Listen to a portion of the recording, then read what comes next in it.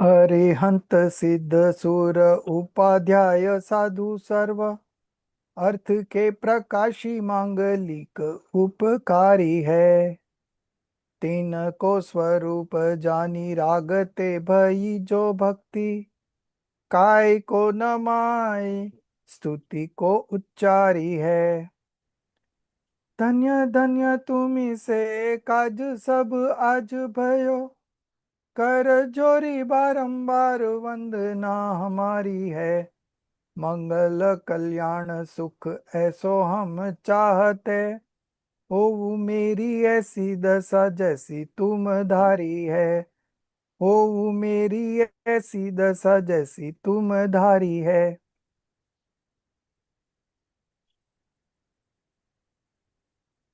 So we have covered half of the syllabus. 6 topics have been covered. Today is the 7th topic, sequentially ordered modification, which is called क्रम नियमित पर्याय or क्रमबद्ध पर्याय. Okay, so in समय सारजी it has been used क्रम नियमित पर्याय. So we will, in Hindi we set it as क्रम नियमित पर्याय. Okay, but it means the same, sequentially ordered modification. So the discussion on this topic is very, very important, because if you understand this topic very nicely, you will feel relaxed. There will not be any burden of doership on you. Okay, it's another, we can say it's another way of manifesting right belief. Okay, so this topic has been discussed in various scriptures, like Samay Sarji, in Samay Sarji verse number 308 to 311. Then we have Pravachan Sarji verse number 99 to 102.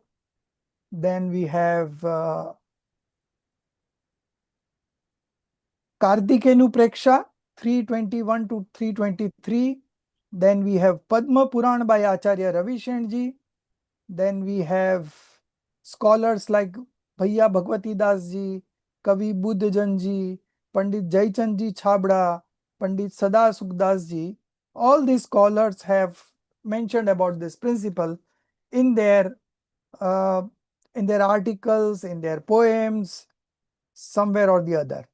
So it has been covered extensively in the scriptures, but it was not that much popular. Although practically, if you see, this is one of the most important doctrines that we could learn to free ourselves from any kind of stress, anxiety, restlessness, depression, tension, such a good principle, but it has long been not highlighted. Okay, but the time has come now, and we are so fortunate to have this, and we would credit all this to Pujya Kanji Swamiji. He was the one who popularized this concept. It was there in the scriptures, but it was not discussed, it was not understood. So he made it very, very popular, and we credit this doctrine to his innovation and what you call ideas. So in this topic, we would be also covering the nature of omniscience, then the nature of things, then what would be the right effort, then 5 concomitant factors, then 47 powers of the soul, then instrumental cause and principal cause. Then we would have real point of view and conventional point of view, 4 expositions. All these topics would be touched in this particular topic. Okay, so let me share the PPT.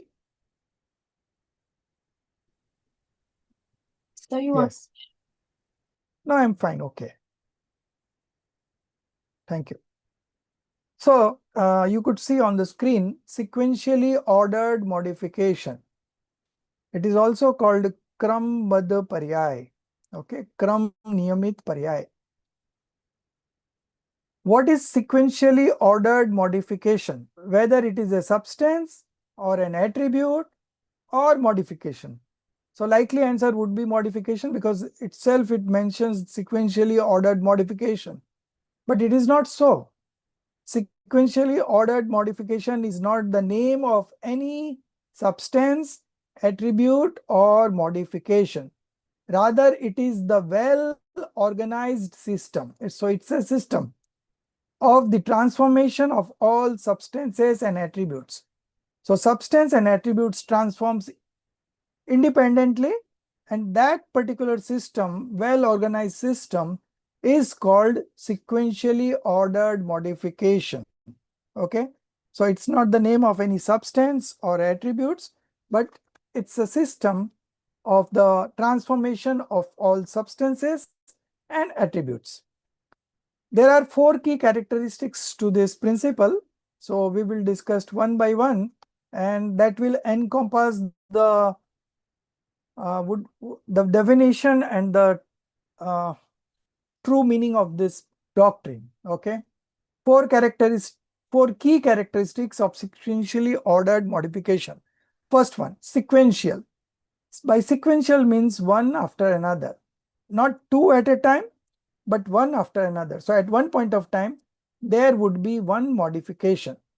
The modification of each attribute across the 3 times, past, present, and future. Okay, the modifications of each attribute. So if a substance has got infinite attributes in it, and each attribute is having modification every moment. So the modification of each attribute across the 3 times, past, present, future, occur one after another, each in its own designated moment. Okay, so basically one at a time, not two simultaneously. So just as in a week we have 7 days, Monday, Tuesday, Wednesday. So the sequence of these days are fixed. Okay, we cannot change. After Monday, Tuesday will only come. Okay, Monday and Tuesday cannot come together. So after Monday, it will be Tuesday only. Tuesday after Tuesday, it will be Wednesday only. Okay. So similarly, this modification of the substance changes every moment. So the ignorant people think that they can change their sequence. Since it is changing every moment on its own, so people, the general psychology is that they can change the sequence.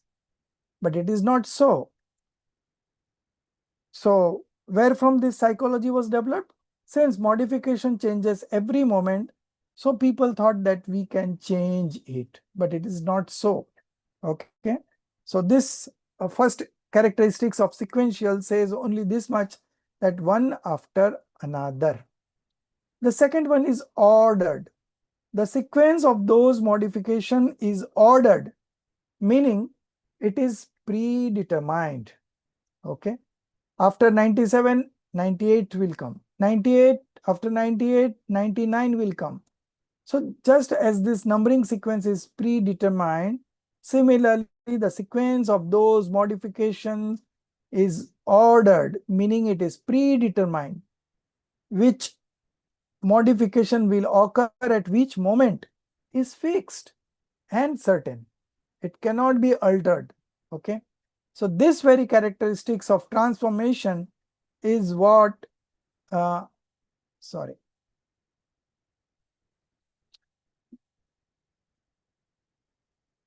Yeah. So this very characteristics of transformation is what is called sequential ordered modification. Okay. So the sequence of these modifications are predetermined, and it is impossible to do anything to change the sequence. Okay. No interference is also possible, and the sequence cannot be changed by Jinendra Bhagwan or the God also. Okay. Example, like we have different stages in life, like birth, then we are kid, then we are youth, then we become old, and then the death comes. So now all these events in life are predetermined and they exactly unfold according to destiny. No one can change it. It may not happen that after birth you get to old age. No. The sequence will follow. After birth, you will become a kid, young kid, then youth, then old age, and then death. Right? So these are all very organized events and that happen in that manner only. So this is the meaning of the word ordered. We can take the classic example of Marichi. Marichi was Lord Adinath's grandson, Bharat Chakravarti's son. Okay. And Adinath Bhagwan, of course, the Tirthankar. But he could not change the destiny of Marichi. Right. And he was supposed to be the 24th Tirthankar. So in between, he has to take many births, many deaths in between. And so everything was so organized after this birth, then this birth, then this birth, and this birth. And then ultimately coming as a Tirthankar after one Koda Kodi Sagar. Now, Adinath Bhagwan told in his Sambosaran that he will become the 24th Tirthankar. One Koda Kodi Sagar, it's a huge time before. So how could he say in his, how he could see in his omniscience knowledge and how he could predict that thing? Just because the transformation of each substance, in the universe is predetermined and it unfolds in that way only. Okay. And that is how Adinath saw it in his omniscient knowledge and then he predicted. It is not that Adinath is controlling something. No, it's happening on its own independently. Adinath knew in his omniscient knowledge and then he said in this Divya Dhvani that Marichi would become 24th Tirthankar. So even Adinath Bhagwan could not take Marichi to the liberation along with him. So this proves that the sequence of each and every modification is predetermined and there could not be any changes in that. So we have covered two characteristics, sequential, ordered. Third one is organized. Okay. The sequence of a substance transformation. Okay. The transformation is not only ordered but also perfectly organized, meaning it occurs in harmonious coordination with substance, space, time, and state. Dravya, Kshetra, Kal, and Bhav. Okay. I'll give you an example. So first of all, the growth of a plant, if you see, first of all, the seed is implanted, then the germination happens, then the root is formed, then comes the leaves, branches, flower, and then fruit. So it follows a sequence, right? It cannot be happen that from seed it will become leaves and then fruit and then it will come back to root growth, then flower. No, it is occurring in an harmonious coordination with substance, space, time, and state. We could see another example of making a chapati, flat bread. Okay. First, the wheat crop. From wheat crop, we got wheat grain, and from wheat grain, we got flour, and from flour, and from flour we made dough, and then of course we made the chapati. So this proper chronological sequence is what is called organized. Okay. Similarly, in a drama, if you see, they are showing a hut of a poor person. So just because it's a drama, so in that hut, things would be shown that it is here and there. Even uh, the earthenware pot is half broken, and things are not in proper conditions. So just because the drama has to show a poor man's hut, so it was done like that. So what appears to be uh, not organized in our knowledge, uh, in our limited knowledge, if the omniscient sees it, it says it is absolutely organized. Okay. So because of our ignorance, because of our limited knowledge, we are not able to comprehend in the right sense. But omniscience knows everything. So whatever happens, it happens in an organized manner. Okay. And the last characteristic, it is independent or self-governed. Okay. Self-governed means independent.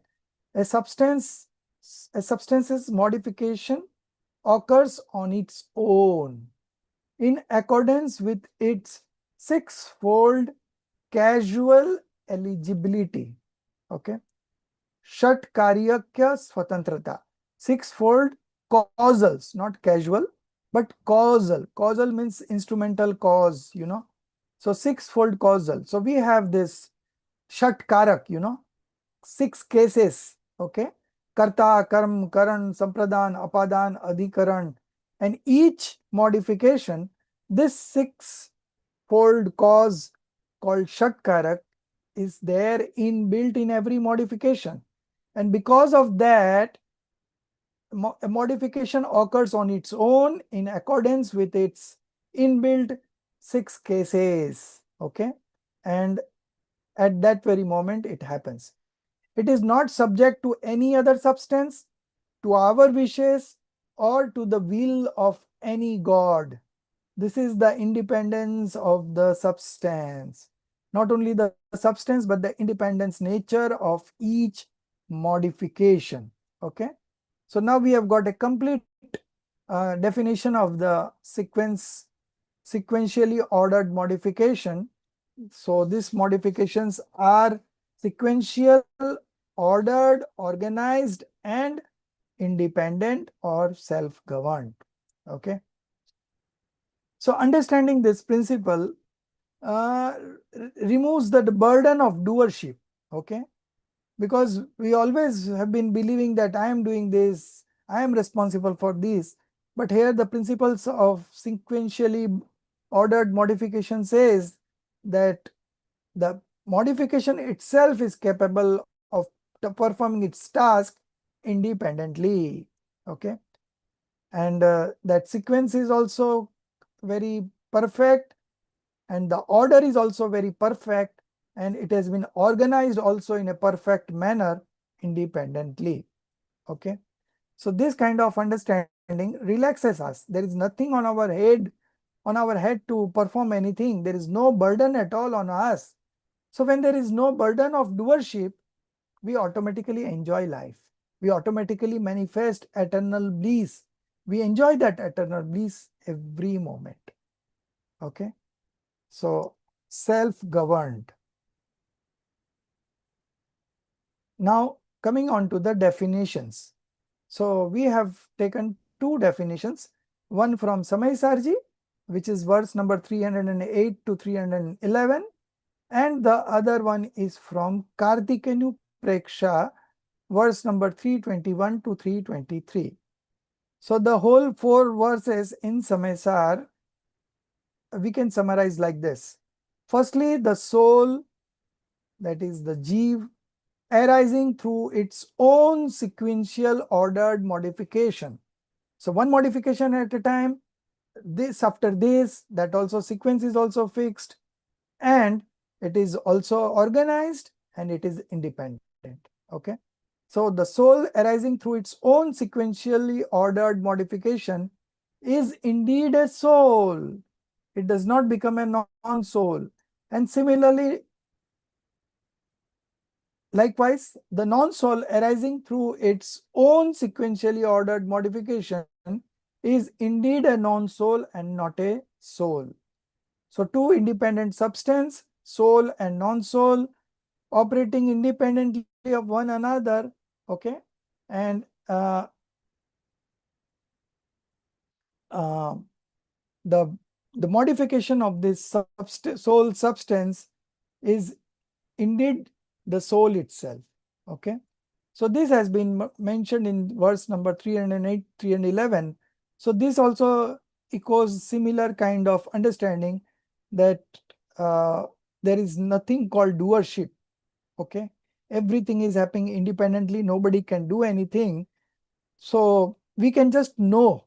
Okay, so remain a knower. Why become a doer when you are in reality not able to do anything and your function is just to know and see? Then why don't remain a knower? Okay, so if you remain a knower, then only it is your absolute correct identity. We'll see one more definition from Kartikanupreksha. It's a very elaborate definition, very precise and justified definition of sequentially ordered modification. Whatever birth or death the omniscient Lord Jinendra Dev has certainly known for a particular soul in a particular region at a particular time and in a particular manner, that event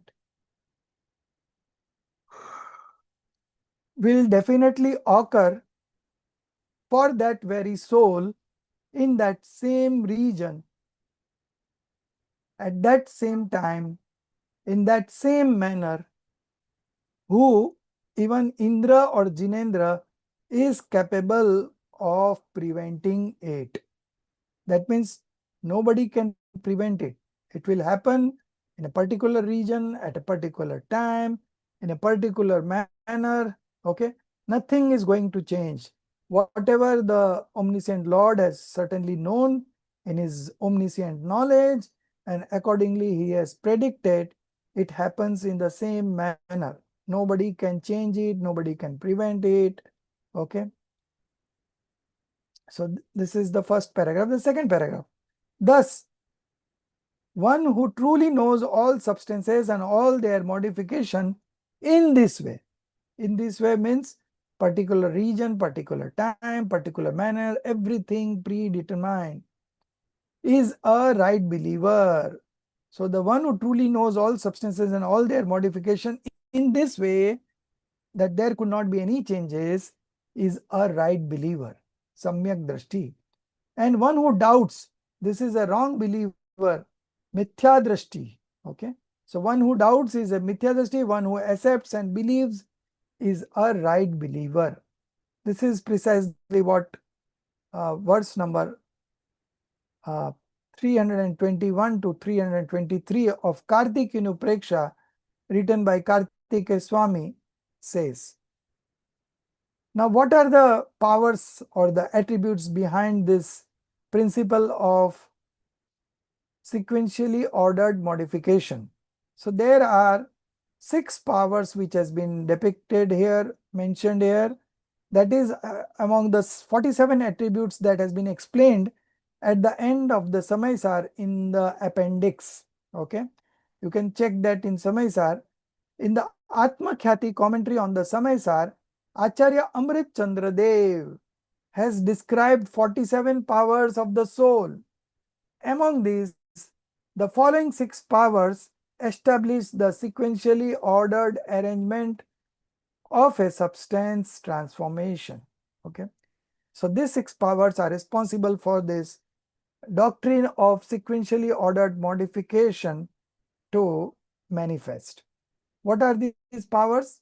First is power of existence. Okay,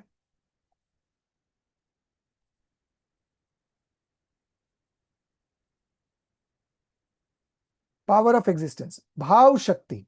Okay, Bhav Shakti.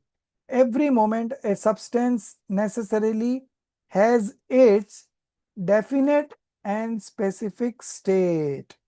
Okay, so every moment a substance necessarily has its definite and specific state. Okay, state here means the modification. Okay, and that modification is only going to manifest and no other modification. Similarly, there is another power called power of non-existence.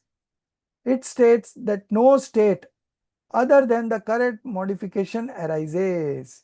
So there is another power of non-existence which firmly affirms that no state other than the current modification arises. So this modification has to arise, and that will only arise and no other state would arise. The third is power of existence to non-existence. Bhav, Abhav, Shakti. The current modification will necessarily cease to exist in the very next moment. Okay.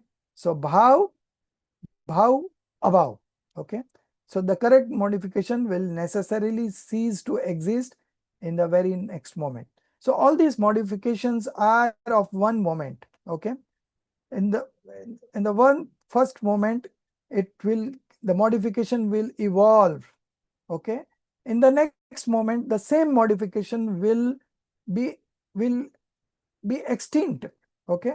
Or it will be destroyed, cessation. Okay. And in the same moment, another modification will arise. Okay. So this goes on, and this is what Bhav Abhav Shakti states. The current modification will necessarily cease to exist in the very next moment because all the modifications are momentary of one moment only. Okay. So even if we are not doing anything, it will automatically cease in the next moment. Okay. The fourth one, power of non-existence to existence. Abhav Bhav Shakti. Okay. So what was non-existent, it became an existent. The modification that is to occur in the next moment will necessarily arise at its designated time. Okay. The modification that is to occur in the next moment will definitely arise. So the system is so much of organized that there is no scope of any doership anywhere. Okay.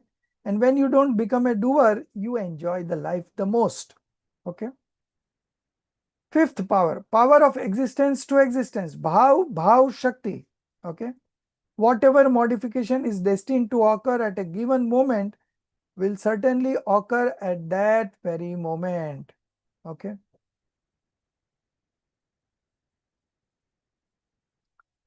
The last one, power of non-existence to existence. Abhav, Abhav Shakti. Whatever modification is not destined to occur at a given moment will not occur at that moment. So whatever has to occur will occur. Whatever modification is not destined to occur will certainly not occur. Okay.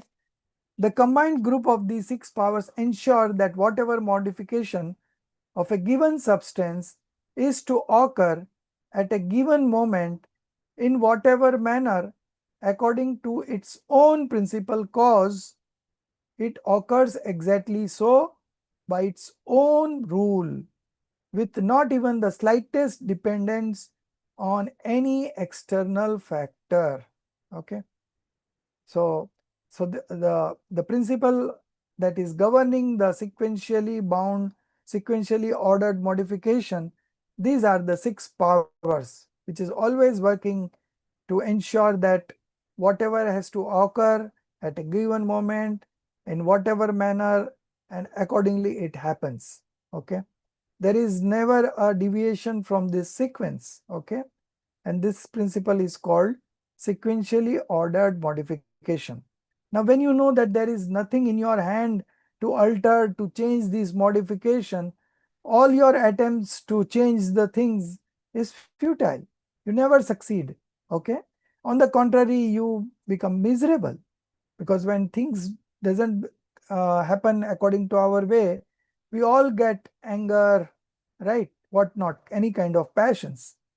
So the moment you are able to accept this principle and the underlying powers behind them, then you become free from depression, free from tension, because tension depressions were there because you were acknowledging the ownership of all these things, becoming a doer of all these things. But in reality, you are only an observer. So it is best that you adapt and accept what is your true function. Next,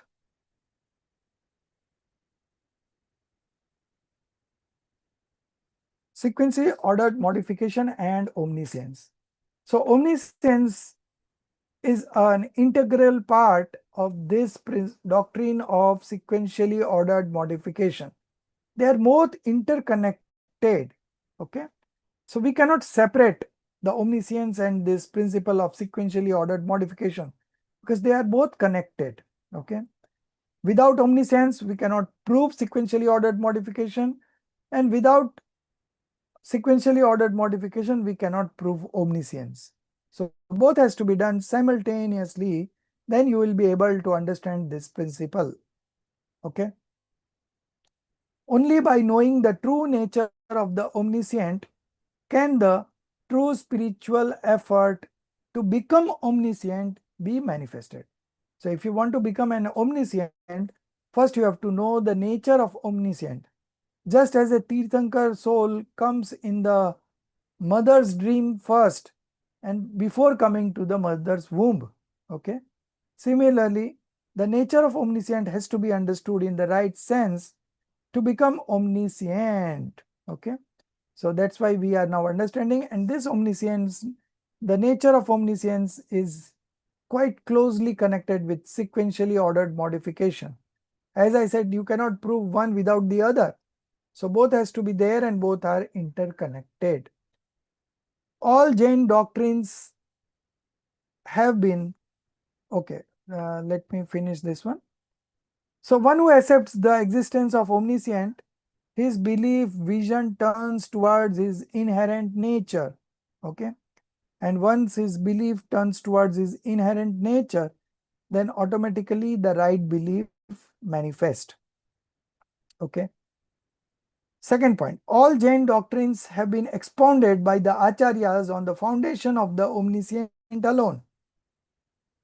Okay, otherwise we will not be able to prove anything in this universe without the help of omniscience. The total Jinvani that has been written among the 4 expositions, all have been done on the foundation of this omniscient alone. Without omniscient, nobody would accept that principles. Okay.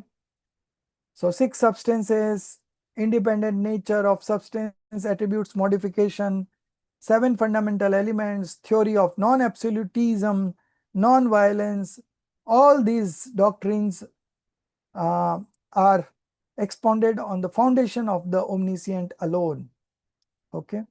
Without omniscient and this canonical scriptures written on the basis of the divine sound of the Tirthankar, how could we comprehend Sumeru mountain, which is of 1 lakh yojan height? Such a big mountain, you know. So that's a very gross kind of substance. So without omniscient and without its scriptures, which has been passed on through omniscience divine sound only. Okay.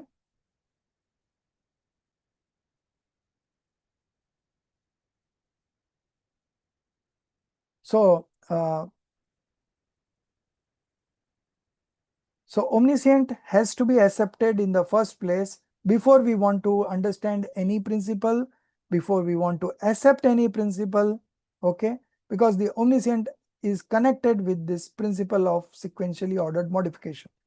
Now supposing you go to a railway station and you reach at 10 o'clock and the train comes at 10:30, right? So whether it is right time or wrong time, how do you know?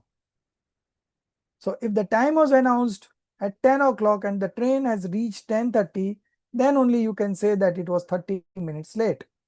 But if the time is not announced, then how you can say that it is late, right? So, so the acceptance of omniscience, okay, the one who knows everything past, present, future in a single moment is called omniscience being. Okay. So all the doctrines of the Jain principles have been expounded on the foundation of the omniscient alone. Without omniscient, we cannot prove any single principle of Jainism. Okay.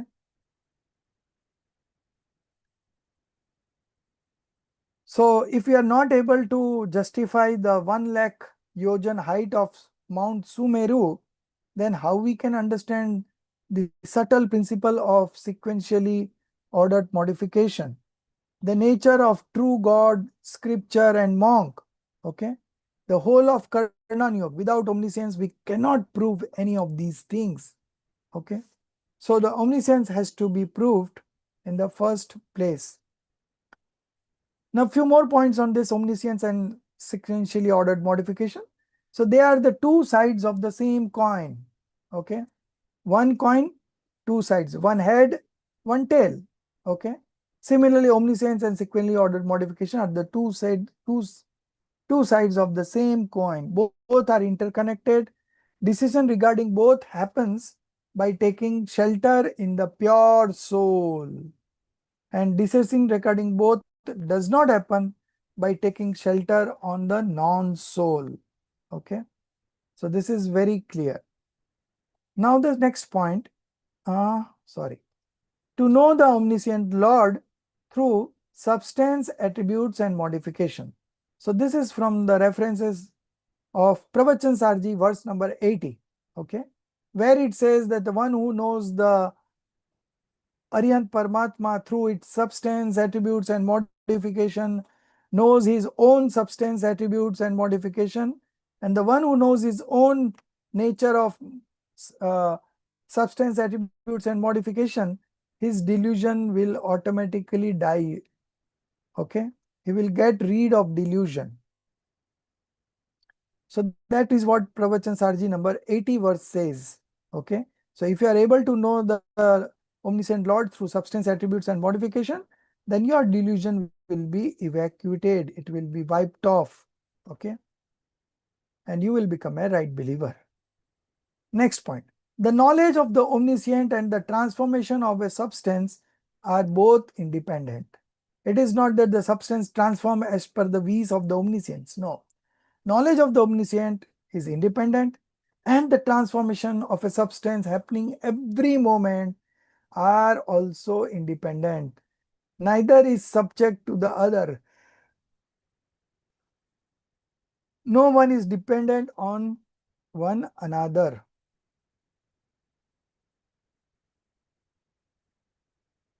Now we will prove this principle of sequentially ordered modification from all four expositions called Anuyogs. Okay. So first of all, we will discuss Pratman Yoga, which is an exposition on biographies. First example is the example of Marichi. We already discussed in some other context about Marichi, but here we would be discussing what the Pratman Yoga has to say about this. So Bhagwan Adinath has predicted that in the Holy Assembly, Samosaran, that Marichi will become the 24th Tirthankar, one Koda Kodi Sagar before. So it's a very huge period of time, one Koda Kodi Sagar. Our age is very limited, 60, 70, 80, 90, nothing more than that. Okay. And Adinath Bhagwan predicted in his Samosaran, one Koda Kodi Sagar, which is a very long time frame earlier, that Marichi will become the 24th Tirthankar. Okay. And it happened like that. Just because he has to do this transmigration in between, and that's why he went against his Dada and established 363 different faiths. Okay. And just because of that, uh, he took births in many other forms of life and continued with his suffering. Okay. And when the right time was come, that is after one Koda Kodi Sagar, He was supposed to become a Tirthankar, and that's how we came to know about it. Okay. Another example would be of Dwarka city, burning of the Dwarka city. So Bhagwan Neminath in his holy assembly said that after 12 years, Dwarka will burn and everyone would die. Only 2 people would survive. Okay. So he just not said about this prediction, but he's also said why it is being said, when it will happen, what would be the instrumental cause. Okay. So in spite of many efforts to avoid that, it happened as announced. Nothing change could happen. All the 3 times modifications are predetermined. It unfolds before us in the same sequence. There is no change in sequence. Okay. So understanding this principle, we have to remove the doership. We are not the doer. We are only a knower. So Bhagwan Neminath predicted in his Samosarana that after 12 years, Dwarka will burn. And he also mentioned under the influence of which instrumental cause it will happen, and how it will happen, and all these questions. So Bhagwan Neminath said that he said not only the 12 hour after 12 years the Dwarka will burn, but he also said which instrumental cause would be present. Every step he had mentioned, and similar things happened after 12 years. Okay. And people started to avoid that event. Many efforts were placed, to avoid that. But it happened as it was predicted and announced. Never it gets changed.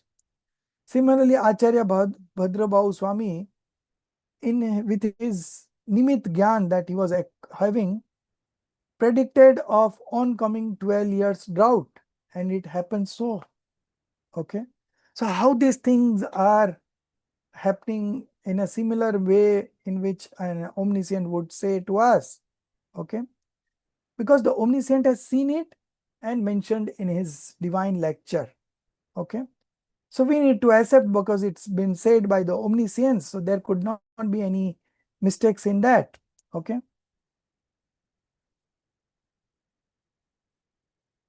Acharya Bhadrabhahu also we discussed. Then Samrat Chandragupta dreams also came true. Many years ago, he saw this dream and he wrote it down, and still today those are absolutely valid.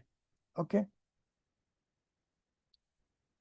Then we have Chandragupta Maurya's dream where he predicted certain things and things are happening accordingly. Okay. Then if you go to a Samosaran, there is a Bhamandal where you can see your 3 previous birth, then the present birth, and then the 3 future births. Okay. Its birth, state of existence. Okay. How can these be seen if it is not predetermined? Okay. That means it is predetermined. That's why your past 3 lives, future 3 lives, still we could believe that past, of course, it's not there, but somebody would have predicted and it may come true. But future also, okay? Future 3 births, what would be my birth? Everything is seen in the Bhamandal, in the Samosaran. So if it is not predetermined, then how would it be seen in his knowledge? Because he said what he knew in his knowledge. Okay. So this was about Pratman Yoga, exposition on biographies. Now moving on to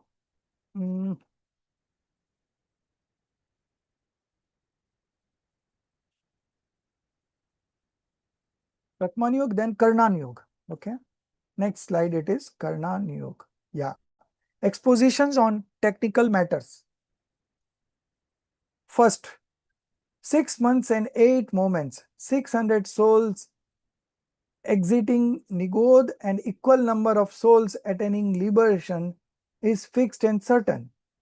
So if it is not predetermined, then how it is fixed? And just because it is fixed, it is also predetermined. And it happens in that way. Not a single moment it happens in advance, and not a single moment it is late. It's all done on the right moment. Second point, B. The fixed number of souls in the 4 realms of existence is documented, that 5 cents one would be this much and this would be this much. This is not possible unless we believe in the omniscience. Okay, so Karnan Yoga says all these numbers, and that's also true. The third point, every soul exits Nitya Nigodh for 2000 sagar. Okay, cosmic time units, and undergoes a fixed number of existences as 2 cents, 3 cents, 4 cents beings, etc. Okay, so this cycle goes on and on. Okay, now the next Charnan Yoga, exposition on conduct. Number A, the permissible time limit for water is 48 minutes. 6 hours and 24 hours. Okay, so these are the different time limit cells. So how do we know it? Because of the omniscient. The permissible time limit for flour, 3 days, 5 days and 7 days. Okay, so that is also fixed, you know. So in a year we have 3 Ashtanikas and 3 Das Lakshan Dharma every year. Okay, so on those days in the Ashtanikas, this climate changes, the season changes. Okay, so accordingly, the limit for the wheat, flour and masalas are also fixed according to the season. In the summer, in the summer it is 7 days, in the winter it is 5 days, and in the rainy season it is 3 days.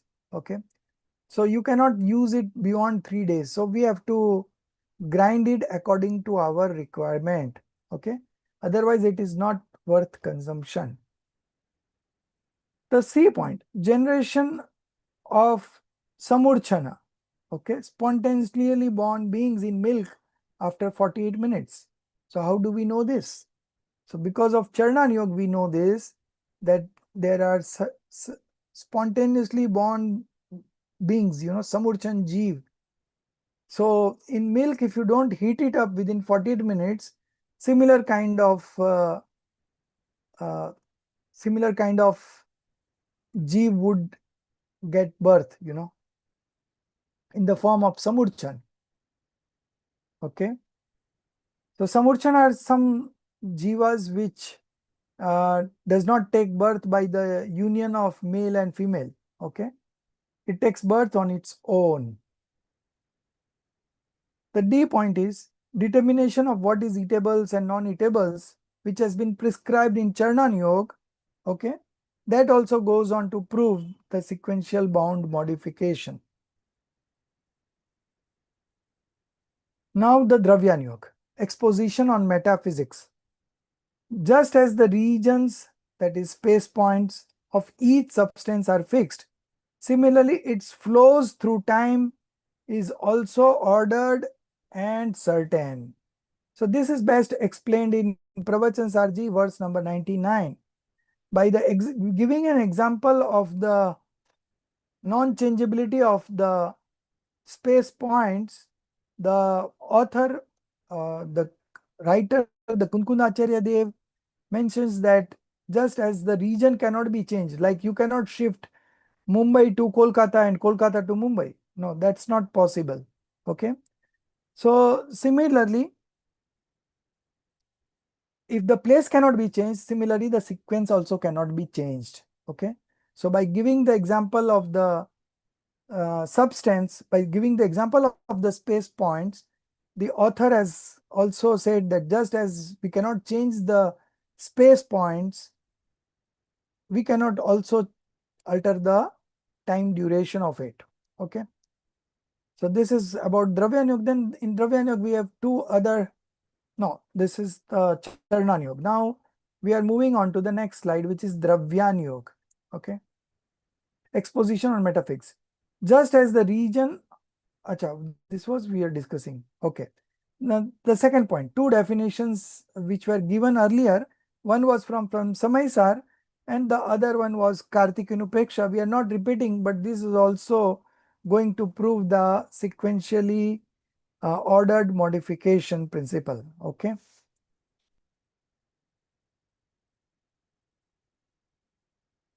The next slide.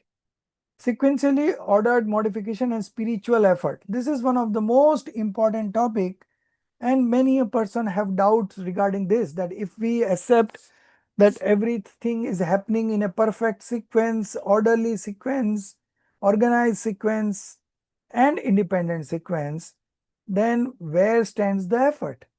What is the use of saying that if you put in efforts, things will happen? When things are happening on its own, so what is the use of putting efforts? Okay. So this is a very important topic, because generally speaking, we feel that if we accept this principle of sequentially ordered modification, our efforts will become zero. But it does not happen so.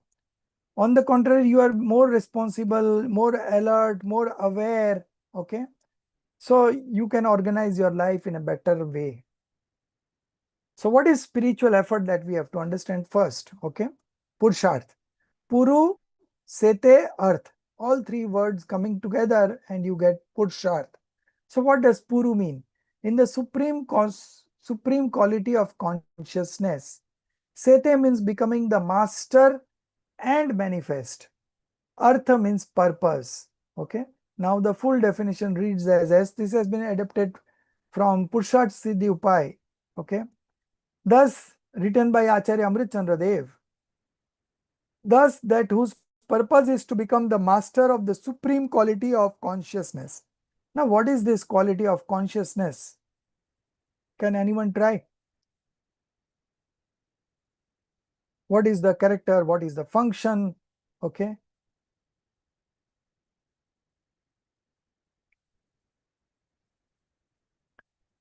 So the become the master of supreme quality of consciousness means to just be a knower and seer and not become a doer.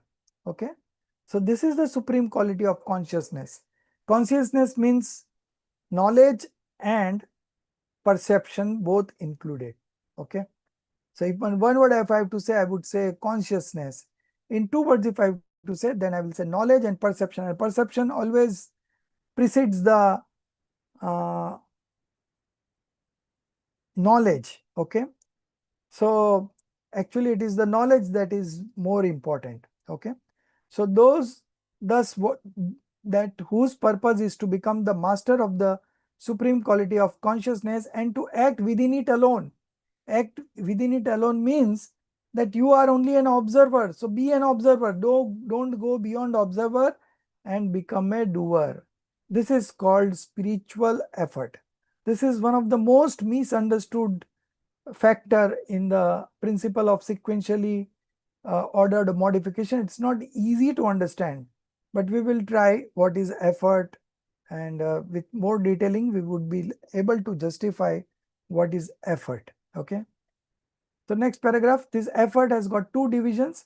One is conventional effort, Vyavhar Purusharth, and the other is real effort, Parmarth Purusharth or Nischay Purusharth. Okay. So what is this worldly effort? So in worldly efforts, we say, let's see, Dhirubhai Ambani was a petrol boy in Aden many years ago. And from that rank, he rose, he did this, he did that, and then he set up a Reliance Empire, and now it's so big, you know. So all these are supposed to be said as effort in the worldly existence. From the worldly existence, it is an effort. Okay. But when you consider this from our soul's point of view, it's not an effort. Okay. Things were destined to happen in that manner and it has happened. There is nothing more to it. Okay. So this is called conventional effort. This is not the real effort. Okay. This is conventional effort, and people tend to believe that they do have expectations that this should happen this way and that way, but things happen independently. So he becomes miserable. Okay. The second is the real effort. Okay. The turning of one's belief, drashti, towards one's own true nature. inherent nature, is itself the infinite spiritual effort on the path to liberation. Okay, so there was a lot of controversy regarding the role of effort, and here it very clearly says the turning of one's belief towards one's own true nature is itself the infinite spiritual effort on the path to liberation. Okay, so the confusion was arising just because we believed conventional effort as the real effort. Okay, but no, these are all conventional effort. Real effort will lead you to self-realization or the right belief. Okay. Next point. Among the 5 concomitant factors, 5 samvai, 5 causes, spiritual effort is only in our domain. Other factors are not in our hand. So what are these other factors, The first one is nature, swabhav. Then Kal-labdhi, right time. Then bhavitavya, honhar, okay, that is called destiny. Then nimit, instrumental cause, and then effort. Okay, so among the 5 committant factors, spiritual effort is only in our domain. Other 4s are not in our hand. We have to accept it as they are. Okay, but as far as our own realization is concerned, there that is, and that in that our effort is the most, we can say, is one factor that we can do at our end. Okay, all the other 4 factors are not in our hand, so there is no point in following up on that. Okay, so effort is a modification of the soul substance, therefore its effect occurs within the soul's own modification, but the effect of the soul's effort does not occur in any external substance. Okay, so I cannot do anything of the body cannot do anything of myself, I cannot do anything of you, you cannot do anything of me. Each is independently involved. Okay, the next point, the organized modification exists within the substance. In fixing one attention upon it, infinite spiritual effort naturally arises. Okay, so the organized modification exists within the substance. In fixing one's attention upon it, infinite spiritual effort naturally arises. Okay,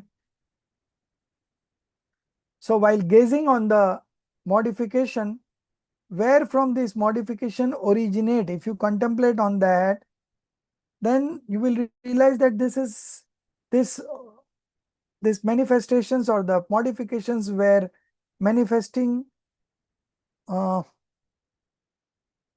from its own substance. Okay, so focusing on that substance is itself infinite spiritual effort. Okay, and when you are focusing on the substance from which these sequentially ordered modifications are arising, automatically your focus shifts towards your pure soul, and that is how you manifest right belief. Then there is another topic. So effort is over. Now, one thing I would like to highlight here, that among the 5 concomitant factors, okay, for any action to take place, these 5 factors will nevertheless be present always. Okay, there could not be compromise in any of the factors. So these 5 factors, out of these 4 are not in our hand, so it is only effort in our hand. And so the preachings are also being given to manifest that effort. Otherwise, what is the point in giving preachings when you cannot do anything? Okay, so effort is a modification of the soul substance, therefore its effect occurs. No, so we were into the next point, that the organized modification exists within the substance. In fixing one's attention upon it, infinite spiritual effort naturally arises. Okay, so when you are putting in effort in the right direction, all the other concomitant factors would come on its own and the action will take place. Okay, So never get worries of anything, okay? Because in every actions there are 5 factors which are the causes of that action. And out of these 5 causes, 4 are not in our hand, only effort is in our hand. And that's why the preachings are given by the Jinendra Bhagwan, that if you act in this manner, you will achieve this. If you don't do it, will not do it. Now, the next topic is untimely death and sequentially ordered modification. Okay. So we always read in the newspaper the untimely death, But the principle of sequentially ordered modification says that there is nothing called untimely death. Whatever happens in the right time. Okay. So there is nothing called untimely death in the lexicon of this sequentially ordered modification. So why it is mentioned then in that manner? Premature rise, udina of lifespan karma through instruments such as poison, speech, etc. Okay. So this acts as an instrumental cause, poison, speech, and premature rise of lifespan karma is the instrumental cause. So there is nothing called untimely death. The death happens in the right moment. There could not be any changes. Nobody can change that period of time for which you are here in this birth. Okay. The second factor is the word akal. Akal means untimely. Does not mean before one's time. Rather, it refers to the perspective of causes other than time among the 5 concurrent causes. So out of these 5 concurrent causes, so the word akal does not mean before time. Everything happens in the right time. And just because we are referring, when we are using the causes apart from time, okay, then we call it this is akal. Okay. Otherwise, generally it's the frequency is very frequent. The 5 factors are all fixed. Nobody can change anything. Okay. So our efforts is also fixed. Now regarding that effort, one more question that I wanted to discuss is that if the efforts are also, we consider if the efforts are also prefixed, then uh, uh, there would not be any justification for giving preachings, because efforts is also predetermined. Then there is no point in giving preachings, because if it is predetermined, it will happen that way. But is it not so? Okay. Efforts we have to do consciously. Okay. And things happen according to the omniscient. Okay. So we do buddhi purak what we can do at our level, but things happen according to the eligibility of the moment. So there is no untimely death, and this is absolutely perfect. I'll give an example. There was an earthenware pot, okay, and there was a slight hole in that, and there was 10 liters of water stored in that, okay, and one drop was coming out of that leakage, and in 1 hour 1 liter water was uh, uh, like lost. Okay, in 1 hour 1 liter lost. So if it's 10 liters of water, how many hours it will take? So obvious answer would be 10 hours. But no, our limited knowledge says it will take 10 hours. But if you ask the omniscient will say 5 hours. After 5 hours, a kid will come along and his leg will hit that pot, and that pot will break and all the waters will flow out after 5 hours. Okay. So this is again an example of akal mrityu. Akal mrityu does not means untimely, it means in perfect time. Another example could be a prisoner was sentenced to 10 years jail for his misdeeds, and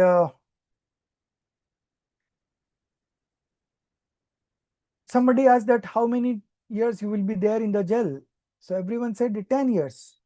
But if you go and ask an omniscience says that after 5 years, there will be a son born to a king. And so king would be happy, and he will make others fearless by releasing them from the jail after 5 years. Okay. So you see, whatever omniscience had seen things unfold in that way, there could not be any changes. So there is no concept of untimely death. What are the benefits of knowing sequentially ordered modification? The first benefit is self-realization. We all crave for self-realization. We believe that without self-realization, nothing has happened in the path of liberation. Okay. But why don't you consider the work in progress? Okay.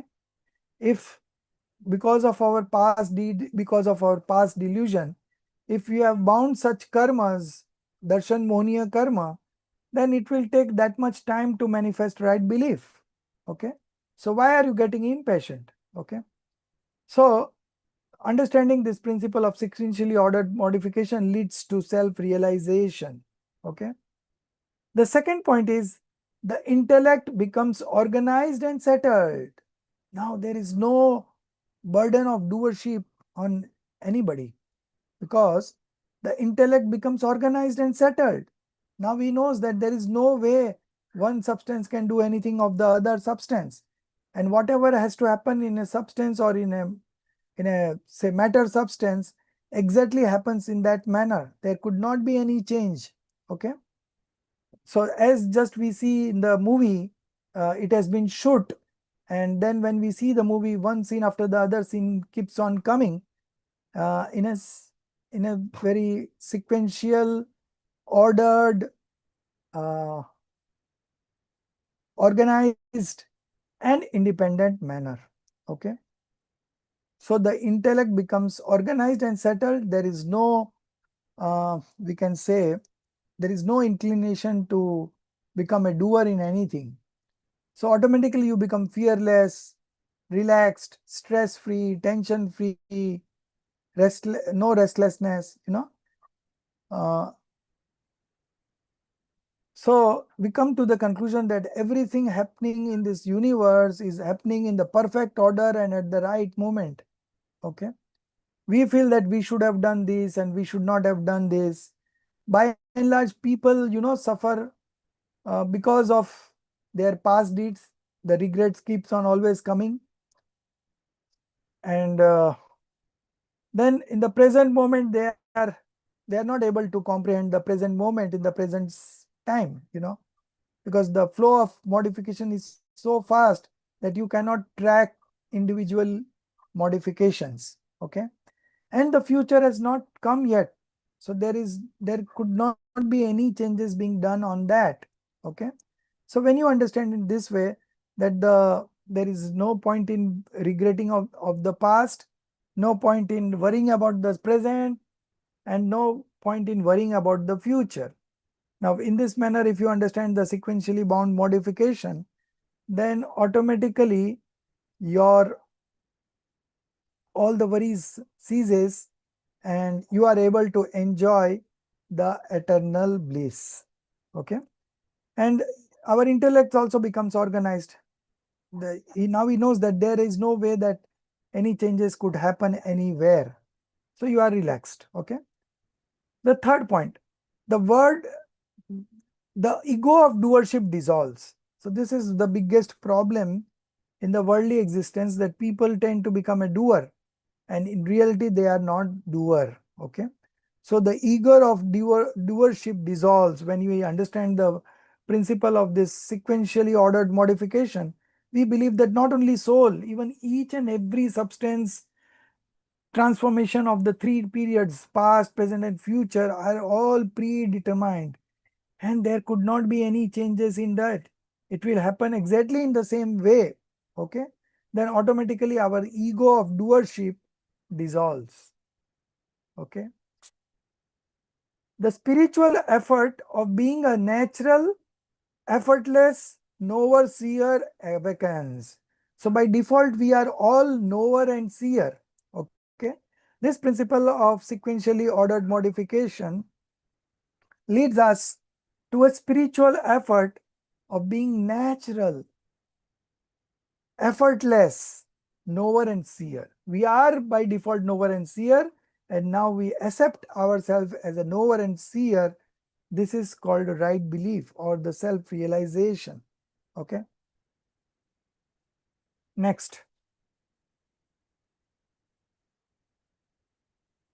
the desire to alter or interfere in external substances.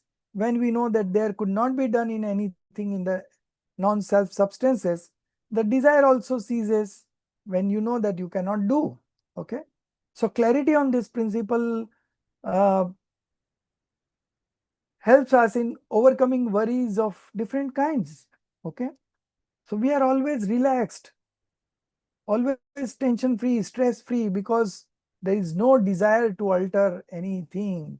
Everything is happening in perfect order. The universe is transforming in automation mode. All the six substances doing their independent function independently.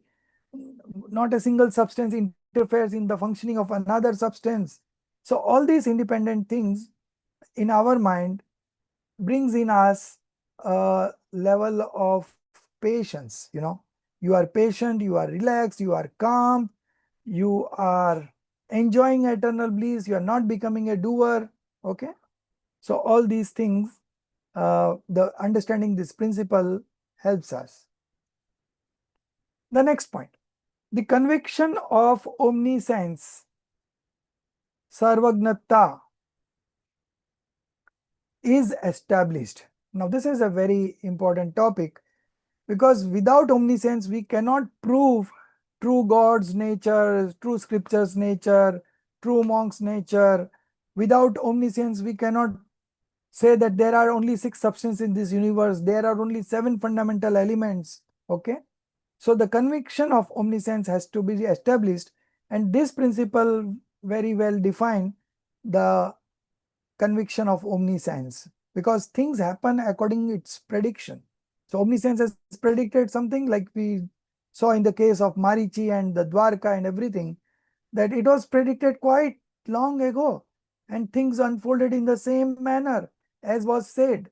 So definitely there is something which is already organized, predestined, predetermined, and that is seen by the omniscience in his knowledge, and that has been uh, said in his divine sound, Divya Dvani, and things happen that way. And that goes on to prove that for each and every substance, the flow of modification is also predetermined, and it happens in that way. There could not be any changes by even Jinendra Bhagwan cannot change. Adinath Bhagwan took to uh, initiated into monkhood, okay, and he was meditating. It took him 1000 years to manifest omniscience knowledge. And Bharat Chakravarti, when he took to monkhood, he took only 48 minutes to manifest omniscience knowledge. And Mallinath Bhagwan took 6 days. So uh, all this goes on to prove that even the Tirthankars cannot change the sequence. Otherwise, Adinath Bhagwan would have manifested omniscience knowledge immediately after getting into monkhood, but it doesn't happen, so nobody can change. The last point, along with the manifestation of transcendental bliss, okay, Atindriya Anand, the experience of infinite peace arises. And not only infinite peace arises, the stress also goes away. There is no tension, there is no depression. You are absolutely relaxed, calm. Okay. All this because of understanding this principle of sequentially ordered modification, that you are able to enjoy the eternal bliss. Okay. So this principle everyone should understand uh, very deeply, and once you understand this deeply, automatically our doership, which is the biggest problem, oneness, we in the first chapter on delusion, we discussed about the four pillars of delusion, which was oneness, ekatva buddhi, mindness, mamatva buddhi, then doership, kartutva buddhi, and enjoyership, bhoktutva buddhi. These four were discussed. Out of these four, how many times in a day you remember that this is my body, this is my house, this is my car? No. So oneness and mindness is not a major problem. But this doership goes on incessantly all the time. Every moment in our mind, we have some thoughts of doing this, doing that. Now I finished this, now I have to do that, do that. Every day we make a to-do list every day. And then in the evening, when we check it out, we see that only few things have happened. Others have not, we have not been able to do that. Okay. So all the time, this doership syndrome hangs in our mind, and which is a very deep problem. Okay. So understanding this principle will help us in getting rid of that doership, kartutva buddhi. And when you are getting rid of kartutva buddhi, automatically you enjoy transactional bliss. Bliss was not manifesting just because we were becoming the doer. Now we know that no, we are not the doer, we are only a knower and seer. Okay. And that's how the transcendental bliss we are able to experience. Okay. The moment we become a doer, we experience anxiety. Okay. And when we don't become a doer, then we experience this eternal bliss. The taste is different. We have also experienced sensual pleasures. Those bliss is different than the eternal bliss, sense transcendental bliss. Okay. Those were having with restlessness, and here there is no restlessness. So this is the difference. So understanding this principle will solve a lot of our problems in our day-to-day life. And I hope you understand it in the right sense, and then you can enjoy your life. Okay. So this is all I have to share regarding this sequentially ordered modification. Now, how much minute is left? 14 minutes is left. So if you have any questions, we can take up.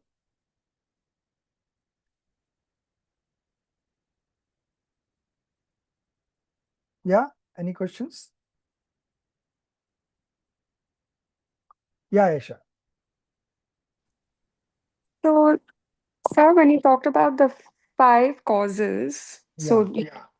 for any action to take place, Mm. and so where s- Purshat is um, the only thing Factor. that we have in our domain, yeah, Right. and which is in our hand.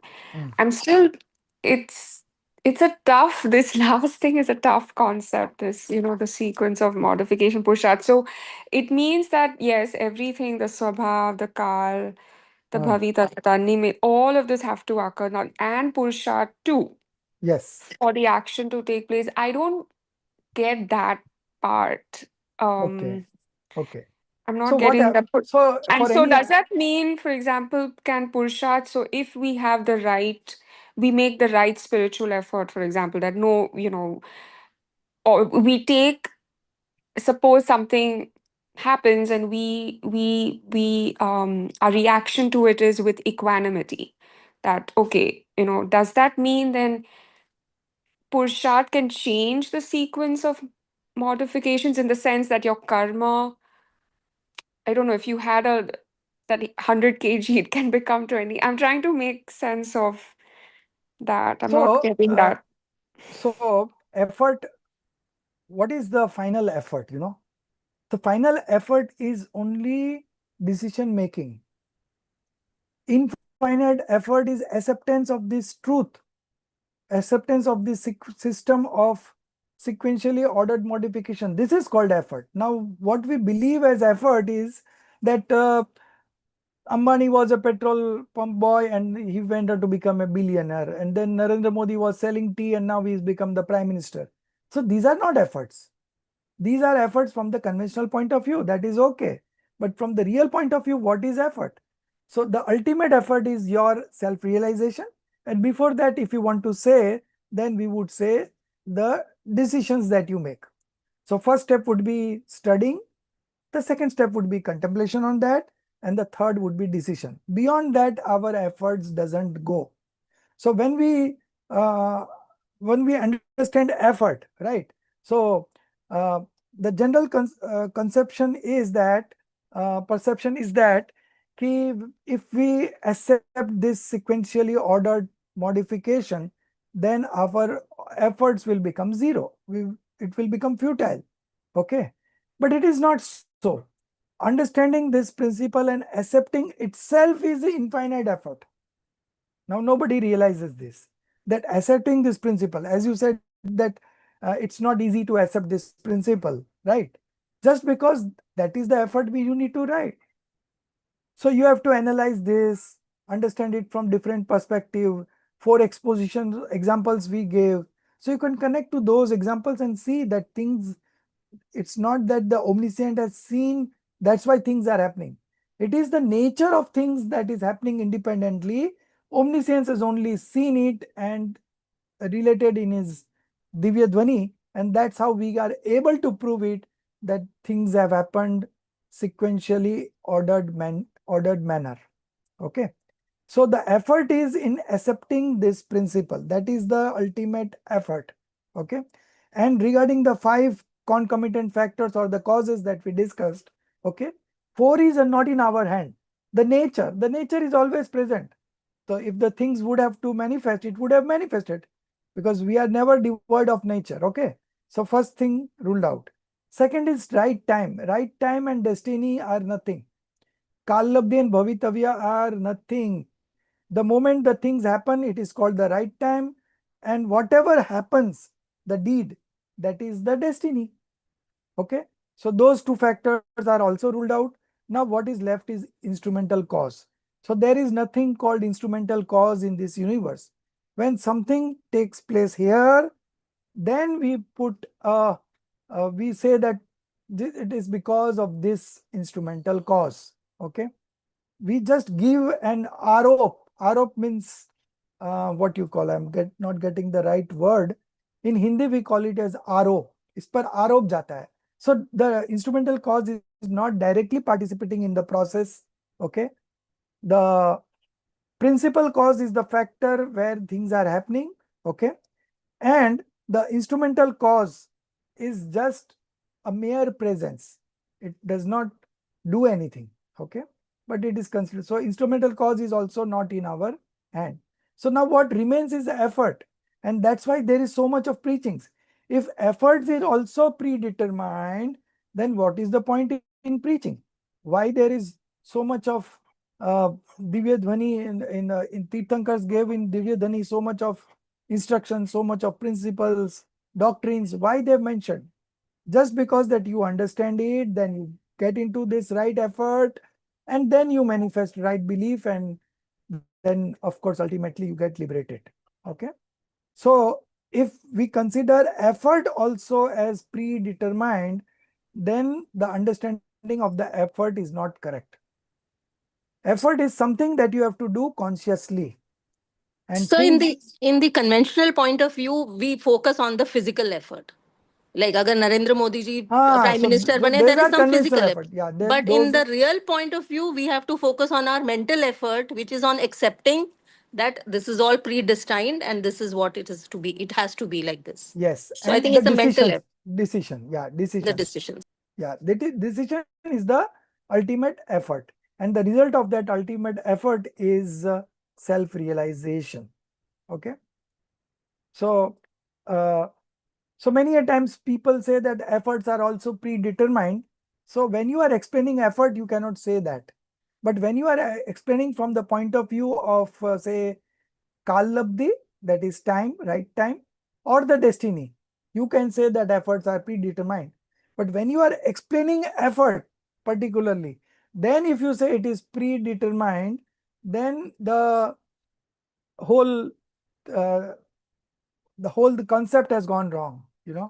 Efforts are being highlighted just because that is something in your domain, and you have to consciously do it, and then you get the desired result.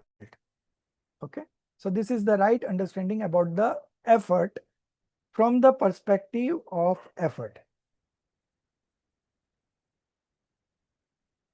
Yeah, So then, sir, why do we say those efforts or Purushat and the other four things, they all have to occur for an action to take place?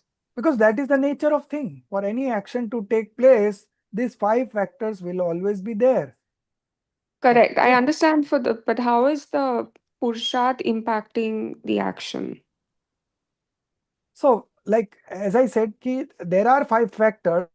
So that doesn't mean we are highlighting efforts because this is something that we can do at our end. So we are highlighting efforts. Okay.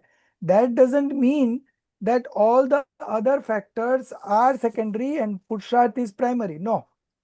If you want to put in terms of percentage, each will get 20% each. Effort is also 20%, destiny is 20%, right time is 20%, instrumental cause is 20%, and the nature is also 20%. So just because the five concomitant factors has to be present to take the action to for the action to take place, it doesn't mean that effort is highlighted more. We will give 80% to effort and rest of them are 20%. No, each is contributing equally. Okay. And without one of the factors, things will not manifest. Okay. So we have to accept all the five, and out of these five, four are not in our hand. So automatically we highlight on the efforts because that is something we need to do consciously, intentionally.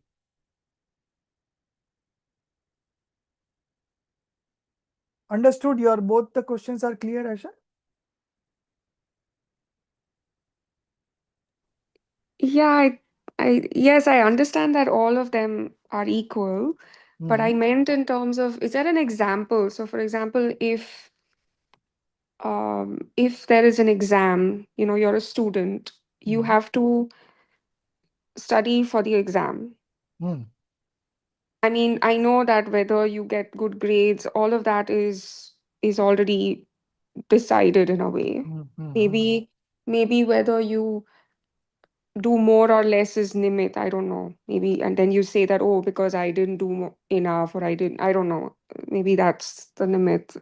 But I'm trying to understand how that 20% of Purushat also enables for the action to take place. See, Um, as I said, ki for any action to place, five has to be there, five factors has to be there, right? So in the case of an mm, examination, yeah. what a student could do, so four factors are not in his hand. So he has only has to put in efforts. Okay. Now, if he puts in effort according to the how the teacher has told him to do, okay, if he's able to do in that manner, then definitely he will come out successful. Okay. But if he does something on his own, okay, then he might succeed or might not succeed. But whatever the instructions teacher has said, if he follows that and he puts in a sincere effort, then definitely things will happen. Okay.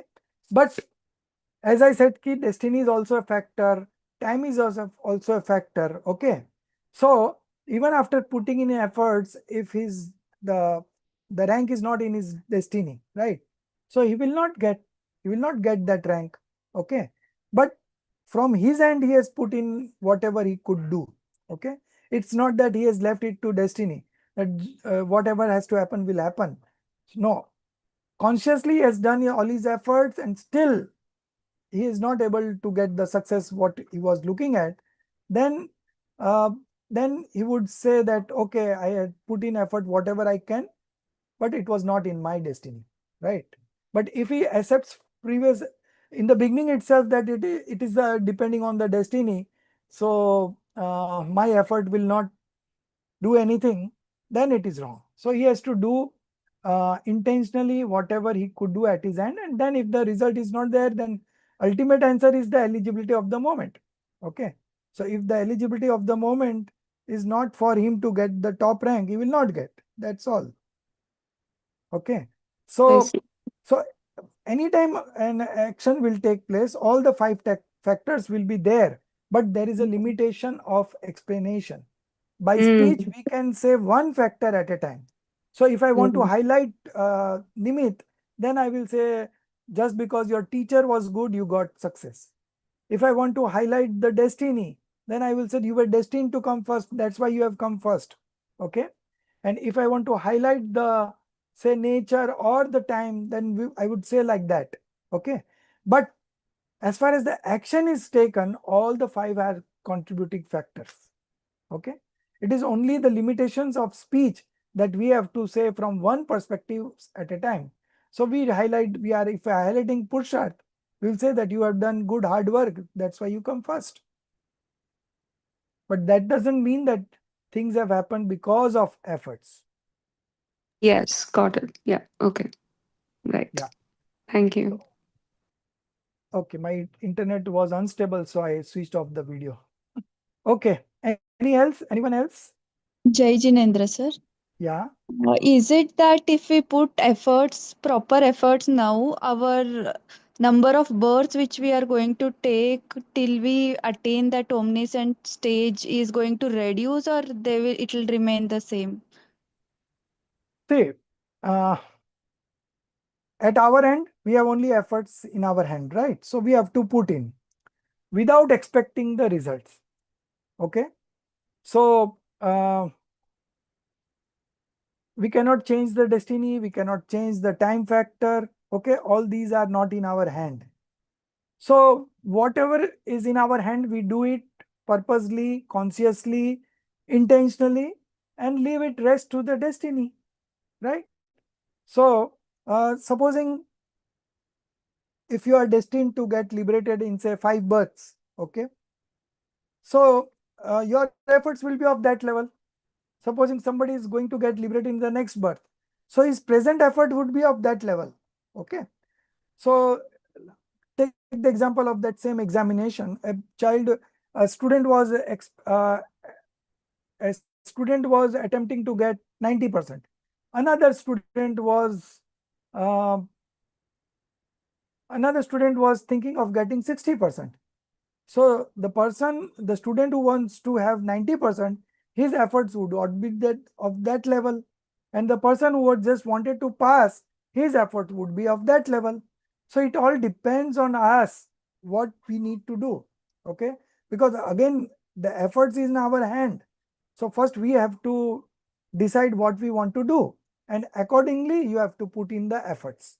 Todarmalji explained this effort very nicely in Moksha Marg Prakashak Ji's 9th chapter, where he says that Purushat se moksha prapti. So it is only the effort that brings in liberation. There he mentioned that, see, uh, the nature is always present, so it is not the deciding factor. Okay. Right time and destiny are nothing. When things happen, it is the right time, and whatever things happen is the destiny. And instrumental cause is something which is a mere presence, so it is also not directly contributing. So what we are left is with effort. Now the one who makes effort according to the instructions of Jinendra Bhagwan, okay, he will get the right instrumental causes. He will also uh, uh, uh, in his life, the right time will also come, the destiny will also come, and the action will take place. Okay. So there he mentioned that in terms of effort, you have to just make the decisions. That is only the effort. Beyond that, your effort doesn't go. uh, take the case of a manifesting the right belief. Okay. So there is a corresponding mithyatva prakriti. Okay. Faith, belief deluding karma. Now that is a matter substance. So what you can do in that? So consciously you will put in efforts, whatever you can at your level. And then whenever the manifestation of right belief has to happen, will happen. Okay. So there are some factors which is in our hand that we will do purposely, intentionally, consciously. And then there are something which is not in our hand. There we cannot do anything. So we have to wait, and things will happen at the right time. So from any of the angles, we are not worried at all. Only thing is that right now, our focus should be in putting the right efforts in terms of studying, contemplating, and the decision making. Once the decision is made, that's done from our end. Okay. So every now and then we come back to that point of decision. So that is very important. This whole life is dedicated in sharpening our decision making power, you know. And once you are good in that, automatically things turn around and you get the desired result. So there is no concept of krupa or grace in No, Jainism, sir. no, no, no, no. One substance cannot do anything of the other. Okay. So no krupa, no grace, nothing. And if we are thankful that we are getting all this knowledge now, is that thankfulness or dhanyavad bhav concept, is it there in Jainism, sir? No. I cannot make you understand. If you are understanding something today, just because your eligibility of the knowledge modification is such that you are understanding. You are not understanding because of me. In a classroom, there are 30 students, teacher is same, is teaching same. Somebody is coming first, somebody second, somebody is failing. Why? Same teacher. So teacher does not transform into the students. Teacher just acts as an instrumental cause. Okay. So each substance is modifying in itself independently.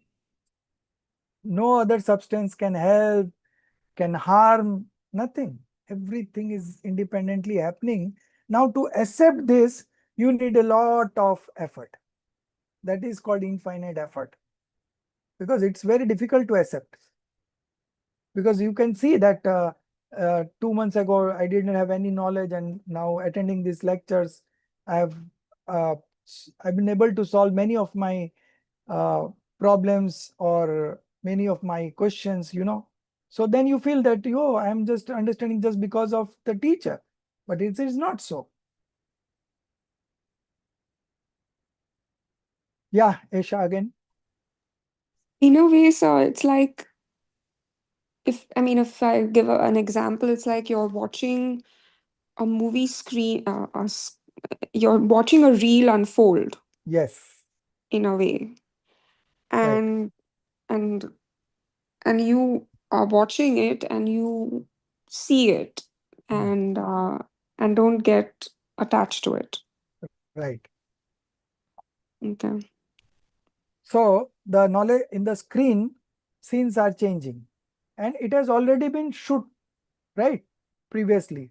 Now the scenes are unfolding in the sequence as it was shot. Okay. So you have two choices: keep on reacting, that is manifesting attachment and aversion, and the other choice is just become an observer. So the real boy who is at the theater, they see these movies every day, so they don't get attached to the emotions, uh, whatever happening in the movie, you know. But if you get attached to that, you will have emotions. Like if there is a scene of crying, the character, the main chief hero is crying just because his mother has been killed or something like that, then of course, if you are very much involved in that, like you identify yourself with that uh, scene, then you will also draw such emotions, you know. But if you are able to remain an observer, then you will not manifest. So similarly, the all the six which modification will have which scene in that particular modification is all predetermined. All the three times which modification will bring in which scene is all prefixed. Now it's going to unfold. Now you have the choices to react or not to react. If you understand this principle, automatically you will remain a knower and seer. And if you don't understand it, then of course you will react, either attachment or aversion. In both the cases, you will be binding karmas.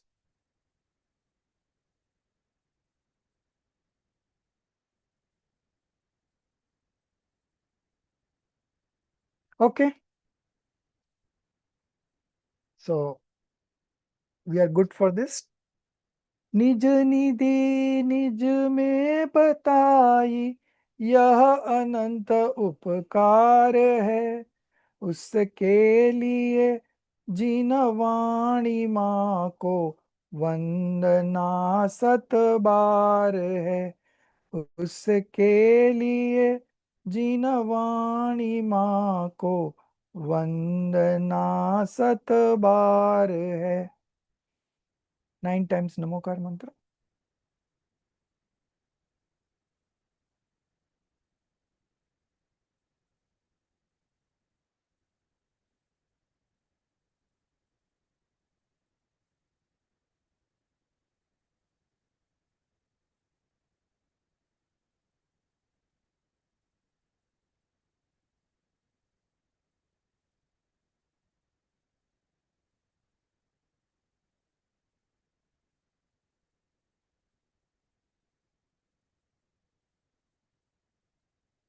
बोलो द्वाद सांगमयी जिनवाणी माता की जय। जय।